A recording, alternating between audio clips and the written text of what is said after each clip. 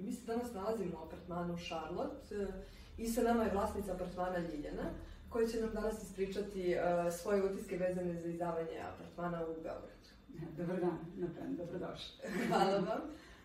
Za početak, kažite nam, Ljiljana, koliko dugo se bavite izdavanjem apartmana? Pa bavim se neki 5 meseci i od samog starta sarađujem sa vama.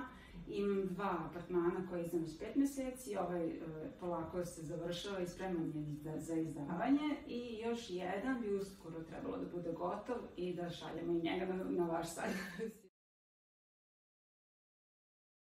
Šta mislite, koji su najbitniji faktori kod izdavanja apartmana? Da li je to lokacija, opremljenost samog objekta? Šta mislite onako da je najbitnije? Pa od svega pomalo. Jeste bitna lokacija za neke goste, ali nekim gostima odgovara apartman i na periferiji. Tako da novi vlasnici ne zaziru ako slučajno imaju neki stan na periferiji. A što se tiče opremljenosti, ja sam išla tim da ima, može da bude skromno opremljen, ali da ima, ne znam, stavila sam i peglu i fen i dasku za peglanje, od svega toga da ima gost kad uđe, da ne mora da razmišlja da... Mi smo sada u vašem novom apartmanu. Kako ste se odlučili na korak da proširujete samo poslovanje? Pošto mi je ovo jedini biznis, od ovoga živimo, moja porodica od ovoga živi, krenula sam prvo sa 2 apartmana, čisto da kažem, da opipam, da vidim kako to funkcioniše, da mogu o svemu tome da se snađem.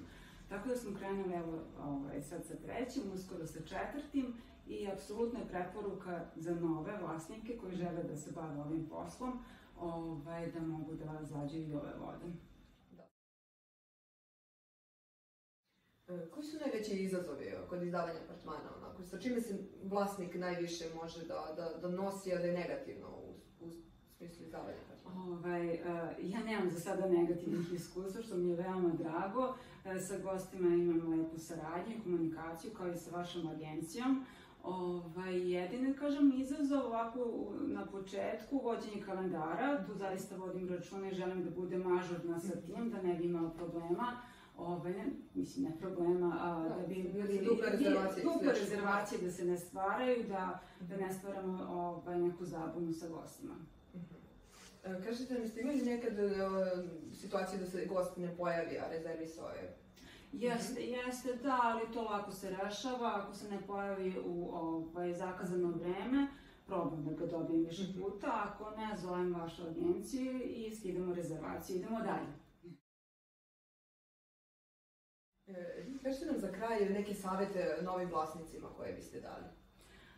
Savet je, što se samog stana tiče, da uvek bude uredan, da bude čist, da imaju te osnovne stvari za gosta i naravno obavezno ažuriranje kalendara. Da, mora je bukvalno pod jedan. Osnovno. Što se tiče opremljenosti stana, vi sad ulazite u proces sređivanja i 4. stana. Šta vam je bilo onako najbitnije kod sređivanja samog apartmana? Da li je to nameštaj francuski, kako se opredelite?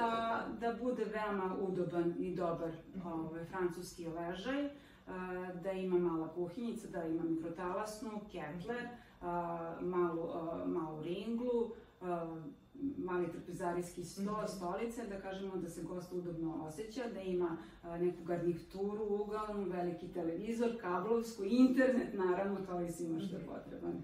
Napravite neki uređaj kao kod kuće. Jeste, baš tako, da. Hvala vam, Ljiljana. Hvala vam.